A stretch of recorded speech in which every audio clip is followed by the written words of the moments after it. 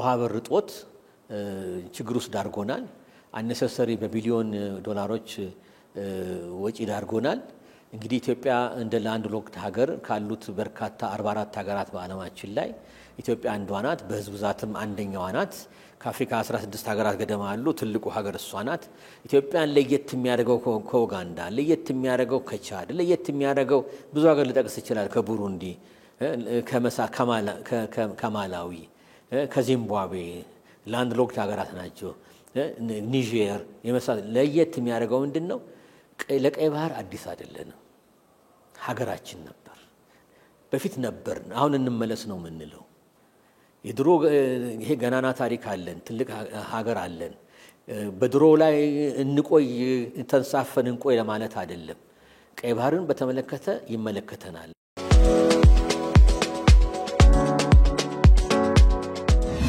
አንደኛ ቀይ ባህር ውስጥ ነበርን ከሮማንና ከግሪክ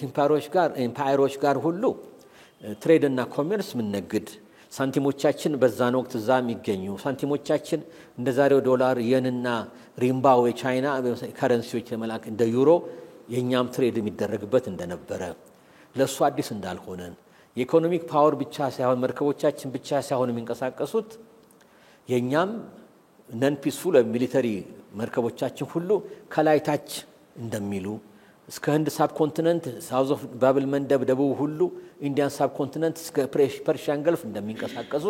የታሪክ ማስረጃ ያሳያል ለኛ አዲስ አይደለንም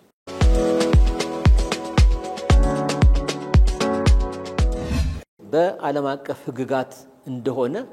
በሰላም እንደምንጠይቅ እስከ ኢንተርናሽናል ኮርት ኦፍ ጀስቲስ እና መድረስም እንዳለብን ዓለም አቀፍ ፍርድ ቤት ማለት ነው ስንጠይቅም ዩናይትድ ኔሽን ኮንቬንሽን ኦፍ ዘ ሎ ኦፍ ዘ ሲስ ኡንክሎስ መሰረት እንደምንጠይቅ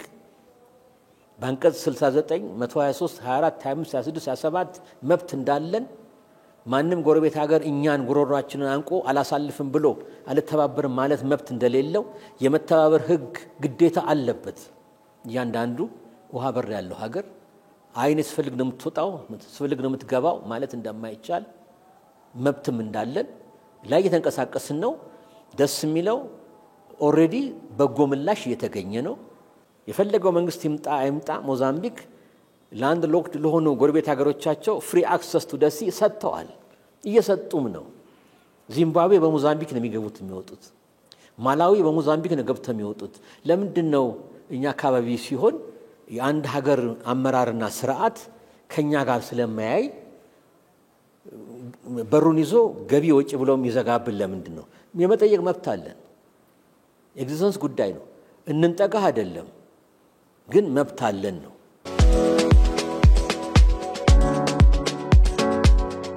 ብሔራዊ ጥቅም አለን መጠበቅ አለበት ከጎረቤቶቻችን ጋር በጋራ ማደግ አለብን በጋራ ስናደግ እኛ ብቻ እንደግ እናንተ ጫጩ ወይም እንትን ብላችሁ ቀንጭራችሁ ቅሩ አይደለም ኢትዮጵያ ፖሊሲ ክሊር ሆነ ፖሊሲ ምንድነው ታይዘን እንደግ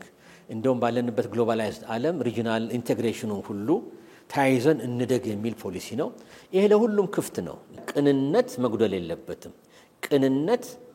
ያስፈልጋል ኢትዮጵያ ወንድም ሀገር ናት ለሁሉም በተለይ ከኤርትራ ጋር በደምም ባረግም በምንም ያናህል እንትን ማጋነን የሚያስፈልግ አይመስለኝም መፍታትም ይቻላል ነገሩ ስለዚህ ይሄ ችግር ፈንዳሜንታል ነው መፈታት አለበት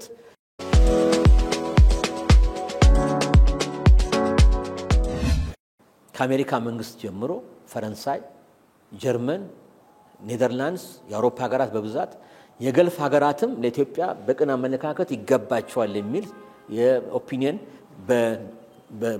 በዝግ ቤት በዲፕሎማሲ ወይም በኦፕን ግልጽ ሆነ ሁኔታ ኮሜንት እና ምን እየተሰጠ ነው እየተደረገ ነው ስለዚህ እኛ ጠንክረን ስለተከራከርን ሀገራት የኛን ህመም እየተሰማቸውም እያዩም እውነት አላቸው ኢትዮጵያኖች ወደሚል ደረጃ ደርሰናል አፍሪካ ሀገርማ ከዳር እስከ ዳር ነው አፍሪካ ወንድምናቶቻችን ከዳር እስከ ዳር የኛ አድቮኬትም የኛም ደጋፊ ሆነዋል ለመስጠትም ሬዲ ናቸው ለመስጠትም ይቻላል